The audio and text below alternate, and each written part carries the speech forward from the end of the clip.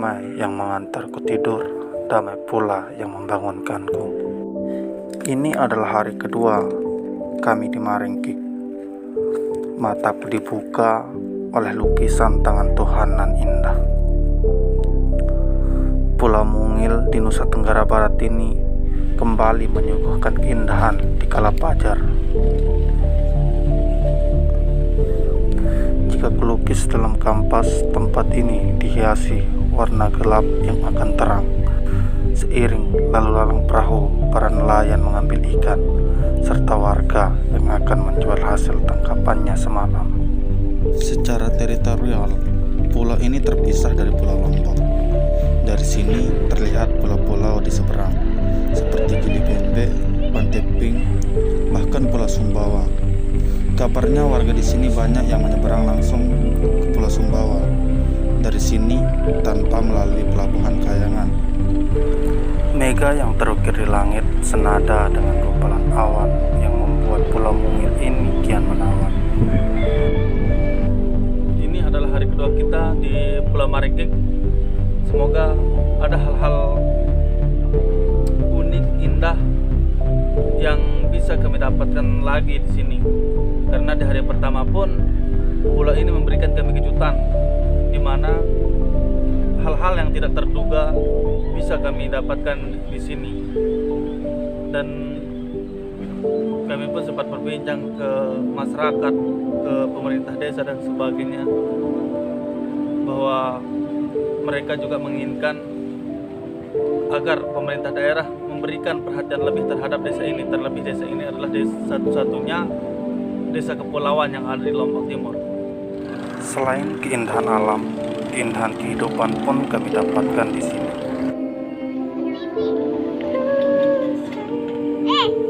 Pagi kami disambut tarian anak kecil yang menangkap capung, bermain ayunan, dan bercengkrama satu sama lain.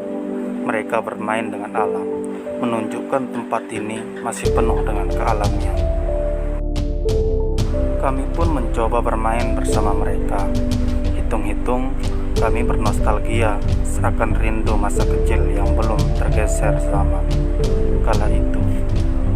Sama melanjut, melompat, saya selalu senang. Perlu diketahui, di tempat ini hanya ada 2 jenjang sekolah, yaitu sekolah dasar atau SD dan sekolah menengah pertama atau SMP. Kalau melanjutkan ke jenjang selanjutnya, ya terpaksa anak-anak di sini harus menyeberang. Usai bermain bersama anak-anak di sini, kami pun mulai mengisi perut yang sudah mulai keroncongan. Apa berikan kepada kami untuk mengisi Lombok Tengah yang kian keroncongan.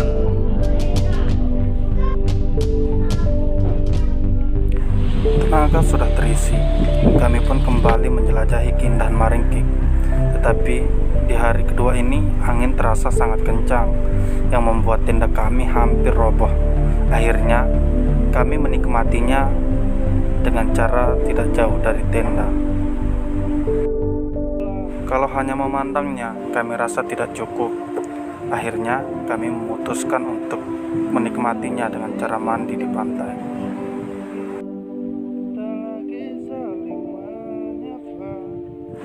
Pantai ini sangat indah, karang-karang besar berbentuk tebing, air laut yang hijau, terumbu karang yang masih terjaga menambah panorama Pulau Mungil ini.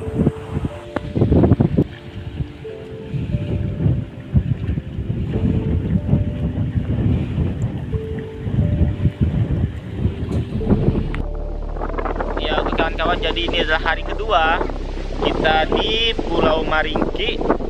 Jadi rencananya kita mau keliling sore-sore ya Bung. Jadi sekarang kita mau mandi dulu. Tidak lengkap rasanya ke pantai itu tidak mandi di pantai ya. Sekarang saya akan mandi bersama Bung Roman. Ya, kita akan menikmati pantai di sini karena tidak hanya kita lihat dari jauh saja yang terlihat bersih, hijau dan sebagainya itu, tapi kami akan menikmatinya mandi di sini sebelum kita berkunjung untuk masyarakat. Ya, tapi anginnya di sini cukup besar ya. Jadi tenda cukup ke bawah juga tadi, tapi udah diperbaiki. Jadi mungkin kita akan mandi di sana.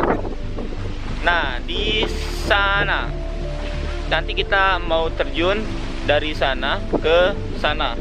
Oke? Mari kita mandi. Ayo, Bung. Kita mau Hah?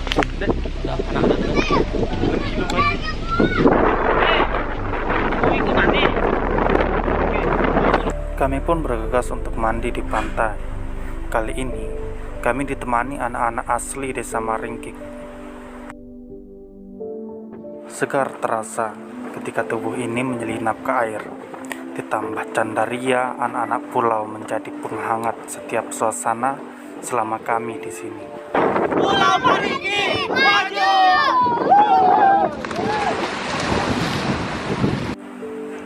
Bagi kawan-kawan yang loncat melalui karang-karang ini, agar berhati-hati karena masih terasa tajam kalau tanpa alas kaki.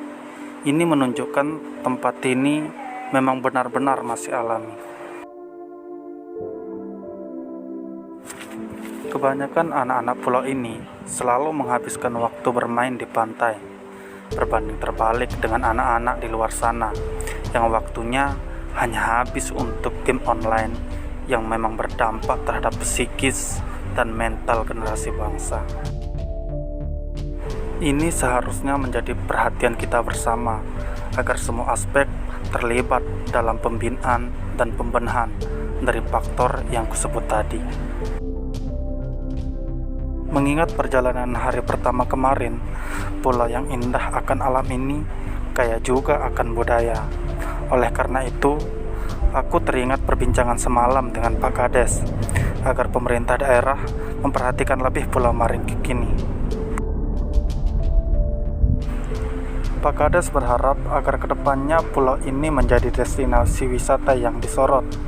Ia juga berharap agar Pemda memberi bantuan homestay atau penginapan yang rencananya akan dibentuk penginapan mengapung sebagai fasilitas wisatawan yang datang.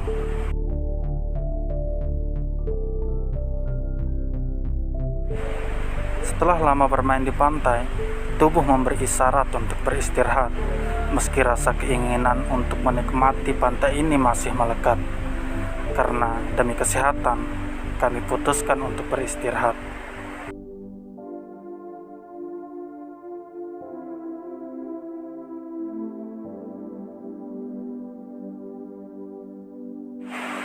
Alam bisa berkata lain sewaktu-waktu, langsung kami rasakan. Pasalnya, ketika kami naik ke arah tenda, angin kencang mulai menerpa kami.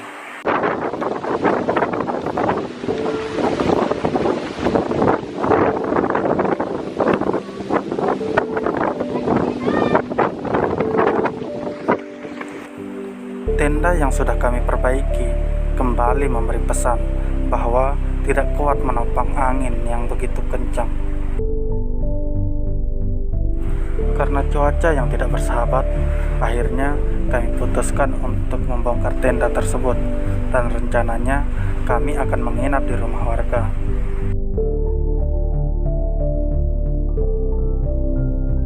Tidak tega melihat kami berdua merapikan barang-barang kami, anak-anak di sini bergotong royong membantu. Solidaritas mereka sangat tinggi, berbanding terbalik dengan anak-anak di luar sana yang diserang dengan penyakit apatis atau tanpa kepedulian.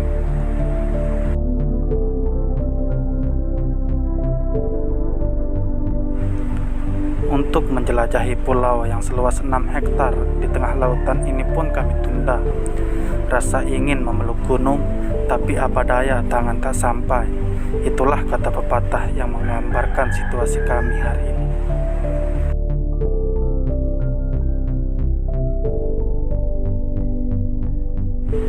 Setelah barang-barang kami packing, kami pun berangkat ke rumah warga yang akan kami tempati bermalam yang kedua. Tentunya ditemani sahabat-sahabat kecil kami yang setia menemani perjalanan yang sedang kami lakukan. Alam bisa saja berkata lain, Maka jagalah, maka rawatlah. Sampai jumpa di perjalanan yang selanjutnya.